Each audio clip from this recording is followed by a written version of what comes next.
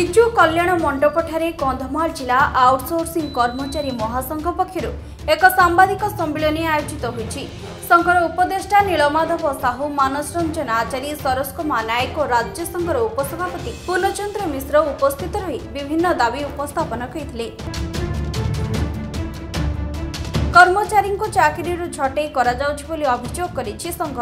अन्यपटे मात्र 25% दरमा वृद्धि घोषणा आउटसोर्सिंग कर्मचारी को आज जाए मिलिला नहीं। मुख्यमंत्री ए दिगरे विचार करी आउटसोर्सिंग कर्मचारी को न्याय प्रदान करिवे बोली संघ आशा प्रकाश करिछि। छटई कर्मचारी और पुनः नियुक्ति सह समान सुविधा प्रदान समस्त वर्ग आउटसोर्सिंग कर्मचारी को स्थायी करबा पई निवेदन करिसेंति। सांबादिक सम्मेलन रे आशीष प्रधान, प्रकाश साहू, अक्षय साहू, कृष्णचंद्र ज्योति, रंजन साहू समेत विभिन्न विभाग सदस्य जोग देथिले। विगत दिन में विरोधी दलर उपमुख्य सचेतक श्रीजुक्त मोहन चरण माझी महोदय वर्तमान ओडिशा सरकार बरण्य मुख्यमंत्री एवं विगत दिन में विधानसभा काल एवं बाहर मध्य से माने आमर यही कुत्सित हीन प्रथार दाबी उपस्थापन करते सरकार निकट में एवं कही जे ए दाबी हूँ न्याज्य दाबी एवं सरकार जो 2013 गोटे नीति प्रणयन करते चिठी प्रणयन करते से चिठीर कैटेगोरी 1 रखी जे ठिका प्रथा उच्छेद एवं कैटेगोरी 2 रखी जे ठिका आउटसोर्सिंग ठिका प्रथा रही कार्य करता उच्छेद हम। तेणुक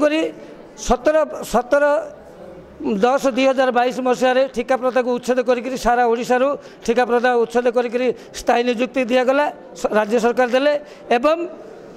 एमानक प्रति यही कुत्सित आउटसोर्सिंग कर्मचारी प्रति सरकार अणदेखा कर न्याय मिलू बोलिक से समय मुख्य उपसचेतक दाबी करते किंतु वर्तमान से ओडिशार बरण्य मुख्यमंत्री तेणु वर्तमान से ओडिशार बरण्य मुख्यमंत्री है आम अनुरोध करूँ एवं आमे भाविचु जेहेतु सी आमर यही दुखद घटना को जो कृतदास प्रथा को से हृदयगम कर एवं से भल से अवगत अच्छा तेणुक आगामी दिन में ओडिशार यही कुत्सित प्रथा को विलोप करा जरिया जो हजार हजार जो लक्ष लक्ष जो आउटसोर्सिंग कर्मचारी कार्यरत से स्थायी देवा कथा किंतु सेतिकी नक वर्तमान ओडिशा रे आपण माने देखुथिबे स्वास्थ्य विभाग हो कि जंगल विभाग रे छटई प्रक्रिया चली तो सही छटई प्रक्रिया को रोकने आम राज्य सरकार को बार बार 2टा स्मारक पत्र दे सारूँ बरण्य मुख्यमंत्री महोदय अवगत अच्छा आम आमर राज्य नेतृत्व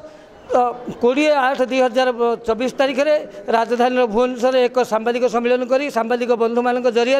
राज्य सरकार को आम सेप्टेम्बर 30 पर्यंत समय देचु एवं सरकार को आम नेउरा ही जनाऊँ जे जदि सरकार यही 30/9/2024 भितर जदि यही जो आम मान मुख्य 3टी दाबी अच्छी यहाँ सरकार कर्णपात न करती ओडिशा राजधानी राजरास्तार लोअर पीएमजी आम आंदोलन करवा। कंधमाल शिव प्रसाद नायक रिपोर्ट, विशेष खबर।